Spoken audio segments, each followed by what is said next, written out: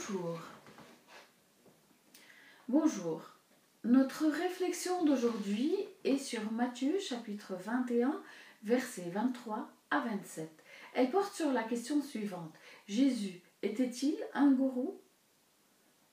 Jésus était dans le temple et, pendant qu'il enseignait, les principaux sacrificateurs et les anciens du peuple sont venus à lui. Par quelle autorité fais-tu ces choses et qui t'a donné cette autorité? Jésus leur a répondu, je vais vous adresser aussi une question et si vous m'y répondez, je vous dirai par quelle autorité je fais ces choses. Le baptême de Jean, d'où vient-il? Du ciel ou des hommes? Mais ils ont raisonné ainsi entre eux. Si nous répondons du ciel, il nous dira « Pourquoi donc n'avez-vous pas cru en lui ?» Et si nous répondons des hommes, nous allons avoir affaire à toute la foule. Nous devons craindre la foule, car tous tiennent Jean pour un prophète. Alors, ils ont répondu à Jésus, nous ne savons pas.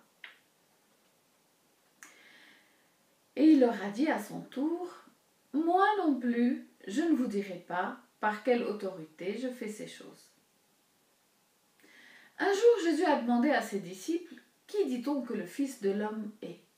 Et ils ont dit, certains disent Jean-Baptiste, mais d'autres Élie, et d'autres encore Jérémie ou l'un des prophètes. Il leur dit, mais qui dites-vous que je suis? Simon-Pierre a répondu, tu es le Messie, le Fils de Dieu vivant. Matthieu 16, 13, 16. De toutes les questions que Jésus pose, c'est probablement l'une des plus importantes, car notre réponse à cette question déterminera comment nous répondrons à l'appel de Jésus dans notre vie. De nos jours, il y a beaucoup de gens, y compris des chrétiens, qui ne considèrent pas Jésus comme le Fils de Dieu. Ils préfèrent plutôt l'appeler un grand enseignant qui pourrait nous apprendre tous des leçons de vie. Voici la réponse à cela du célèbre auteur Lewis. Voilà ce qu'il dit. Vous devez faire votre choix.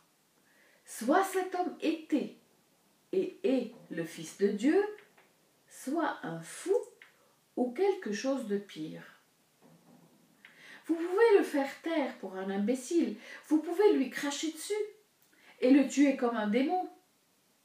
Ou bien, vous pouvez tomber à ses pieds et l'appeler Seigneur et Dieu. Mais ne venons pas avec des absurdités condescendantes à propos de son être un grand enseignant humain. Il ne nous a pas laissé cela ouvert. Il n'avait pas l'intention de le faire. Je pense que personne n'aurait pu mieux le dire. Jésus a fait comprendre à tout le monde qu'il venait de Dieu et que son objectif était de sauver le monde des effets du péché qu'il avait asservi.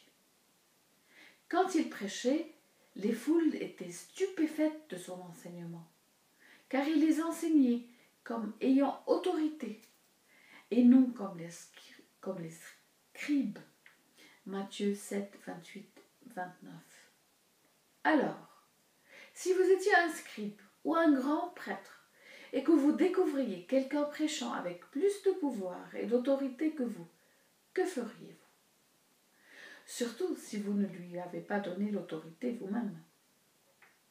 Pire encore, et il n'était pas un produit des écoles religieuses comme eux l'étaient.